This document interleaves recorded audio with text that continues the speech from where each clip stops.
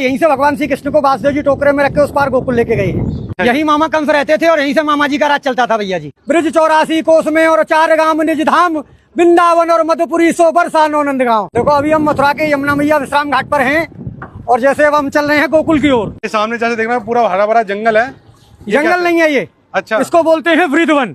वृंदावन, हाँ, ये भगवान श्री कृष्ण की गौचार भूमि है। भगवान गोकुल से गैया चराती हुए ऐसे वृंदावन जाते थे भैया जी। देखो ये इधर दिखाइए, ये सामने है गोकुल गेट। जब भगवान को रात को 12 बजे वासुदेव जी टोकरे में रख के उस पार से इस पार गोकुल लेके आए हैं। इत मथुरा इत गोकुल नगरी, बीच बहते हैं यमुना गहरी, तो भगवान को यहीं से लेके आए। तो भैया जिस तरीके से मथुरा आज से मतलब 100 साल पहले रहा हुआ, आज भी वैसे नहीं, 100 साल नहीं। मथुरा द्वापर में भी थी, मथुरा त्रेता में भी थी और मथुरा आज भी है और अनंत काल तक रहेगी। मथुरापुरी को ब्रजमंडल बोला जाता है। अब देखो ये सामने कंस का किला है भैया जी। अच्छा, यही मामा कंस रहते थे और यहीं से मामा जी का राज चलता था भैया जी। मतलब कि वो रहते यहाँ पे थे। हाँ। और जेल उन्होंने कहीं और बनाई। जेल 1 किलोमीटर है यहाँ से। जो भगवान श्री कृष्ण का जन्म हुआ, देवकी वसुदेव जी को कंस बंद कर रखता, वो 1 किलोमीटर है यहाँ से। और कंस का अखाड़ा यहाँ से 1.5 किलोमीटर है, जहाँ भगवान का कंस के साथ में युद्ध हुआ है। क्योंकि भगवान के साथ में कंस का जो शस्त्र युद्ध नहीं हुआ, मल्ल युद्ध हुआ।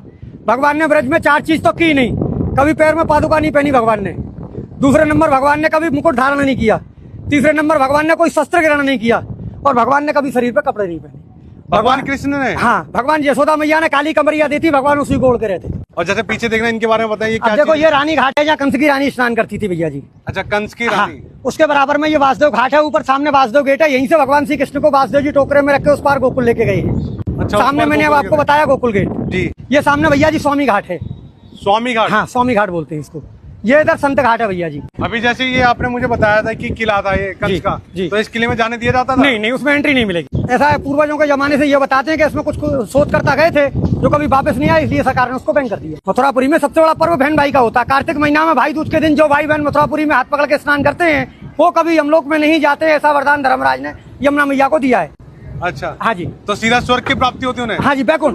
और जैसे देखने में पुराना काशी जैसा लगता है। हाँ जी। जैसे बनारस भी गया हूँ। हाँ जी। तो मुझे देखने में ऐसा लग रहा है। तो बनारस से कुछ? अब देखो ये गुदरिया घाट है भैया जी। कौन ये सा घाट है? द्वारकानाथ घाट है। सामने ये द्वारकाधीश की हवेली है। अच्छा, हाँ जी। तो जैसे मैं पूछूं कि बनारस के जैसा लगता है, बनारस की कुछ मान्यता है यहाँ पे? नहीं, बनारस की तो जितने भी तीर्थ हैं 4 महीने सब ब्रज में निवास करते हैं भैया जी। सावन भादों क्वार कार्तिक। जैसे लोग कहते हैं देव सो गए, तो देवता कभी सोते नहीं भैया जी। उनकी सबकी ड्यूटी ब्रज में लगती है।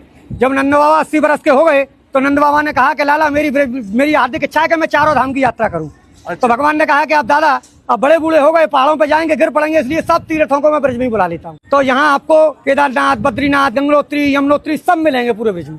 तो मतलब कि अगर कोई 4 धाम की यात्रा करने में असमर्थ है, नहीं तो ब्रज की 4 धाम कर सकता है और फल वो ही प्राप्त होगा आपको। अब ये आगे आपको दिखाऊंगा मैं काशी मरकंड का घाट जो बनारस में है, उसकी स्थापना यहाँ है। और देखो ये है सबसे बड़ा विश्राम घाट। यही जो है मामा कंस को मार के भगवान ने विश्राम किया है।